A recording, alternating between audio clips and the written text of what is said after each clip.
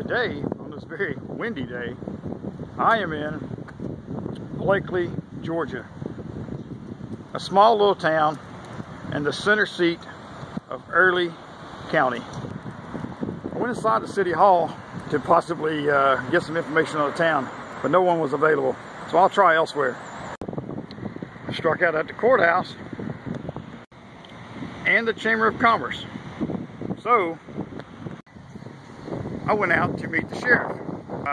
Sent me over to see the chief of police, who then sent me to the Chamber of Commerce. So, looks like I'm going to be doing this on my own. This building started off as an old stable, which later sold caskets, and then later a car dealership. Of course, a drugstore. Yeah, I can't say enough about the murals. This one actually says Birdsong Peanuts, in which Blakely is the peanut capital of the entire world. Ask anyone here. And this statue, erected in 1954, is to commemorate that exact thing. Peanuts.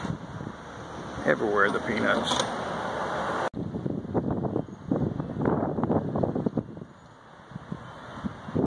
And even more peanuts. These guys taking a drive about town.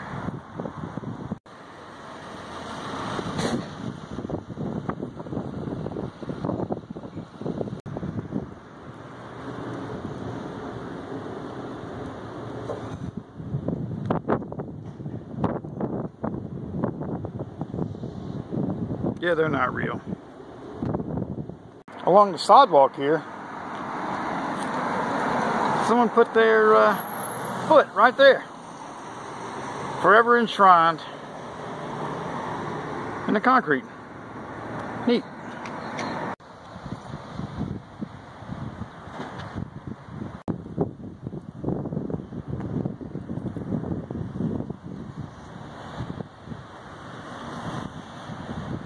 This is the very last Confederate monument in the state of Georgia.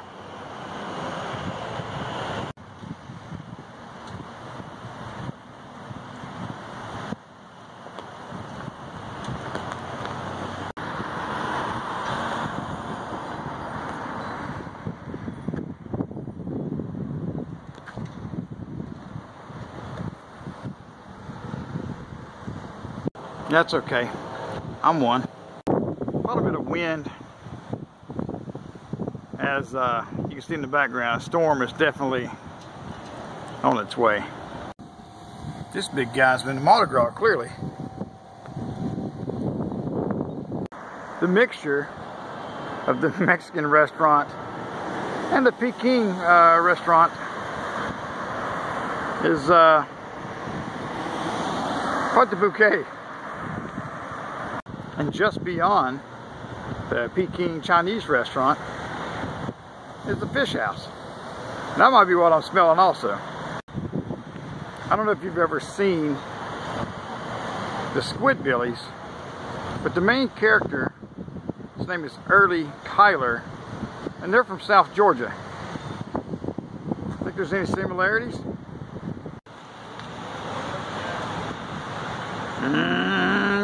I bet that's good.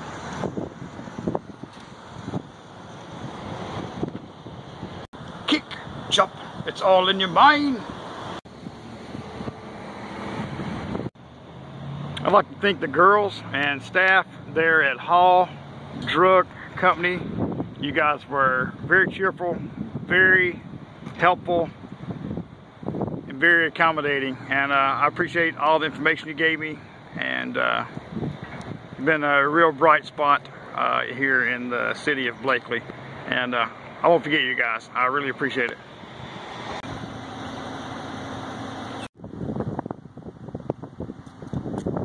So that mound that you see right there, that had tombstones on it, that is the Mercier family. They owned the property in the 1800s. Right before they passed away, they sold the land to the city of Blakely, and Blakely donated it to the state to form the state park that was incorporated in the 1930s. That's the only mound on the property that has not been excavated. So the mound that you're looking at right now, there's two theories of what the mound was. When they did excavate it, they found a tall timber in it. They believed it was either a recreational site, something close to what we know as tetherball, or it could have been their political site. By political, they could have put a white painted timber, which means they were at peace, or they could have put a red painted timber saying they were at war. So this mound is the Great Temple Mound. It stands 57 feet tall. It was excavated slightly. There was a chamber dug through the center. There was also a tunnel dug through the side. They didn't find any remnants of anything on the inside of the mound.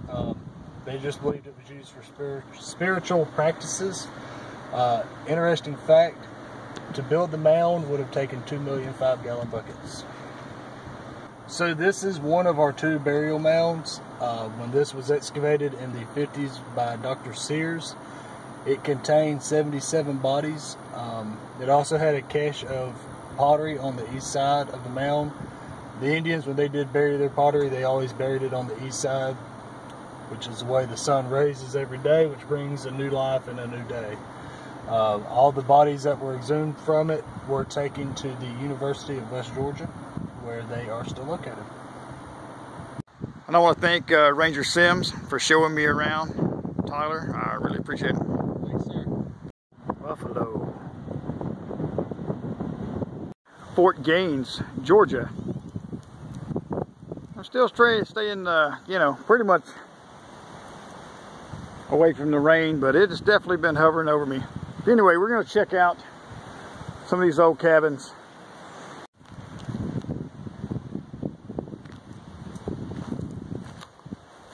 It says on the sign that this was the local Boy Scout troop.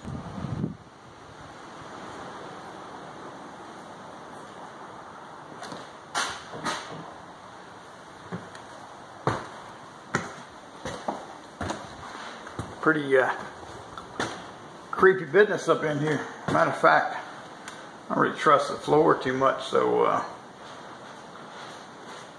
and also Smitty Man don't get spooked a whole lot, but I'm getting a bad vibe in here just being here by myself, so that's about as far as up there I'm gonna go. The old cannon, if you'll see the wheel on it, you could actually turn it to aim where you would need it. Pretty neat design.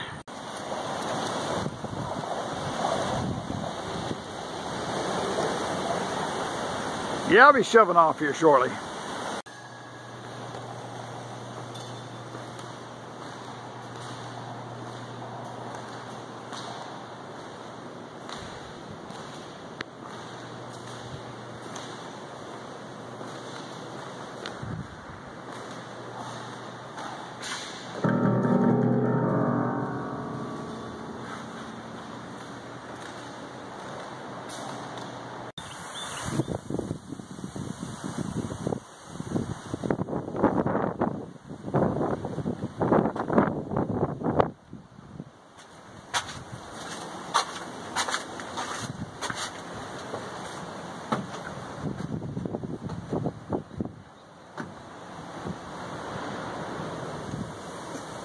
Hope not.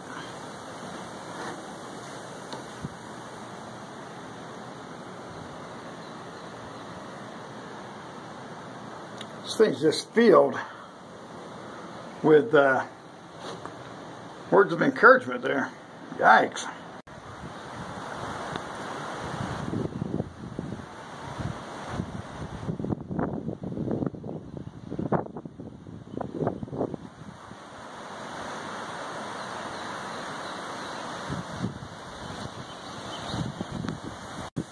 Another neato spot where they would make sugar cane, or take the sugar cane rather, and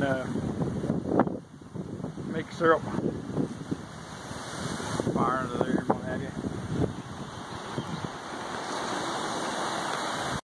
Old outhouse. No smokehouse here.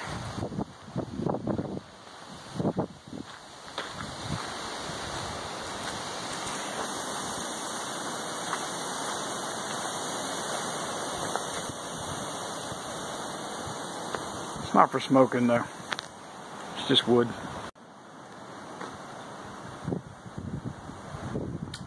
This is some of, excuse me, what I was talking about a while back while I was in Huntsville, Texas. Just how nice everything was preserved. No one had, you know, spray painted or defaced the old little homes. You know, here's where people's carved all in it.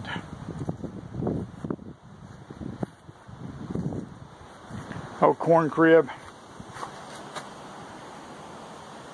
Now, it is what it is. And one day, like I say, it'll be gone. This will be gone as well. And that'll be that. Another old grist mill.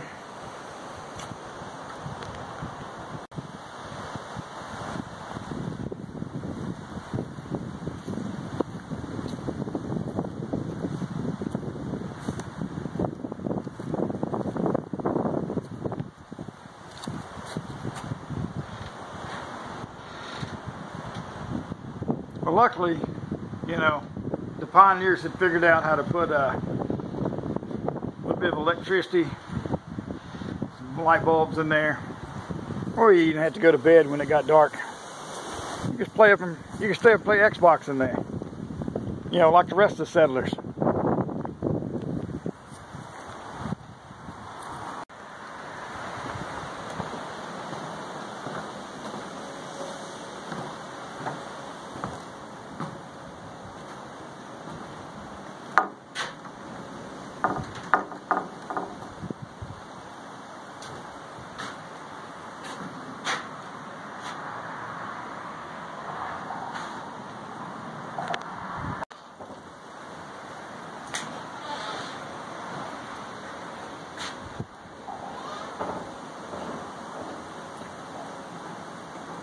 Now, let's try this again.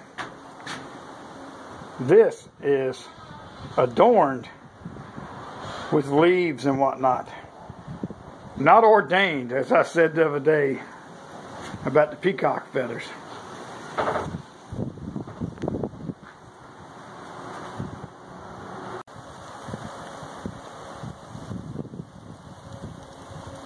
Just a neat little area here by the riverside. Fort Sumter. Fort Gaines, not Fort Sumter. The rain has actually caught me. But I didn't want to pass up this old cemetery.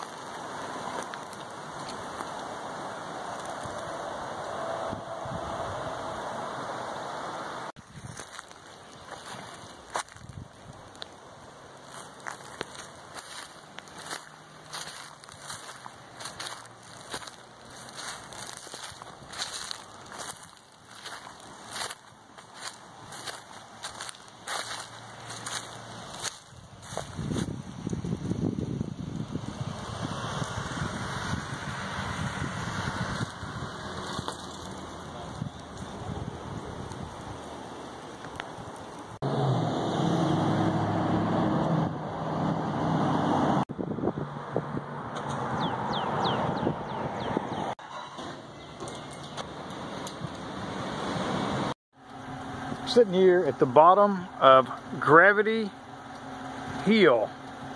Now supposedly you can put your vehicle in neutral and it will idle up the hill. We're going to try that right now.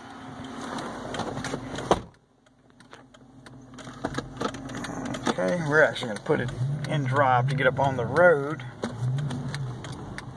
And now we're going to throw it in neutral.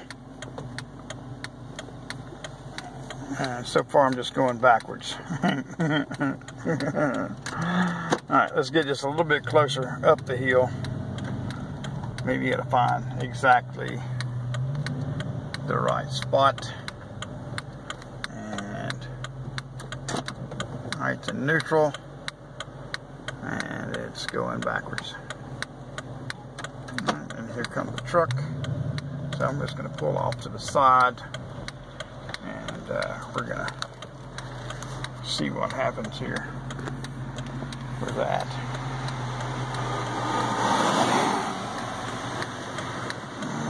Okay. So here we go.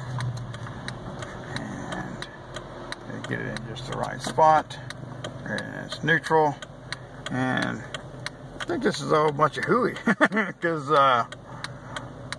this one just won't seem to do it. Let's see if we put it in drive.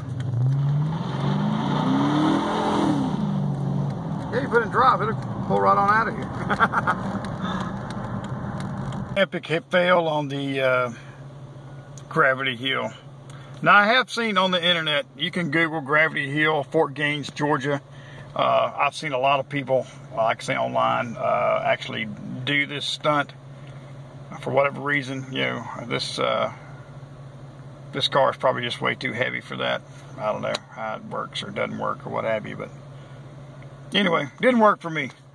But plenty of people have done it. If you're interested in that, Google that, YouTube that, and check out Gravity Hill here in Fort Gaines, Georgia. Other than that, I'm gonna head on back towards civilization because this thing is out in the woods. Yeah, I'd also like to thank the police department there at Fort Gaines for kind of helping show me stuff around town and whatever. That was very cool of you guys. Neep, neep.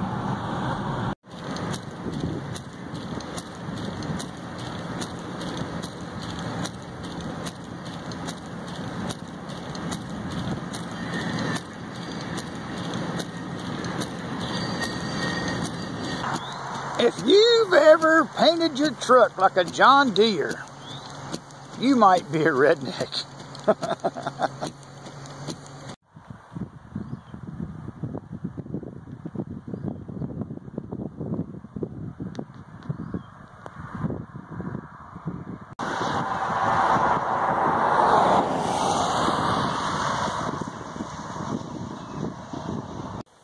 And the once home of Rosa Parks, just right here, right outside of Abbeville, Alabama. Awesome, the things that you've run across on a back road. That don't look happy.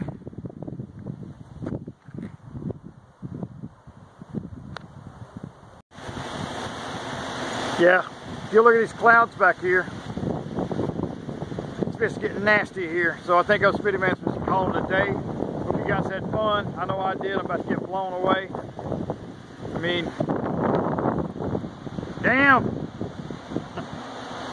It stopped raining a little while ago, and yeah, it's still pretty cloudy and whatever, but you know. But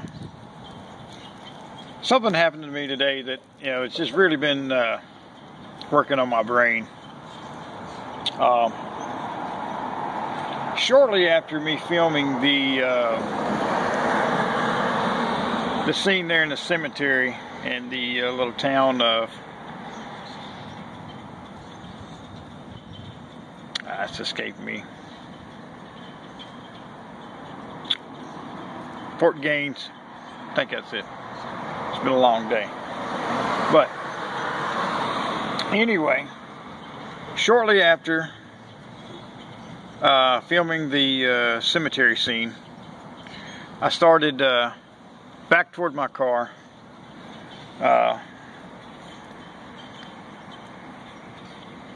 As I was going down the street, there was an elderly black man coming, and you know, he was coming toward me. He was on the same side of the street, and he crosses the road to the other side, and while maintaining eye contact, he reaches and gets a little bit of 2x4 or, you know, some large stick,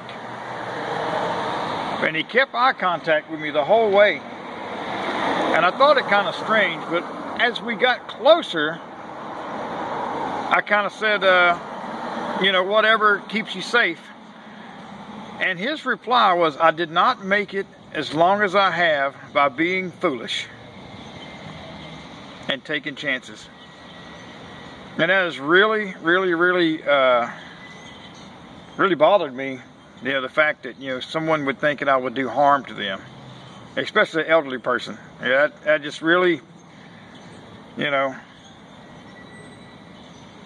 And I guess the reason I shared that is, you know, start being a little nicer to each other. I mean,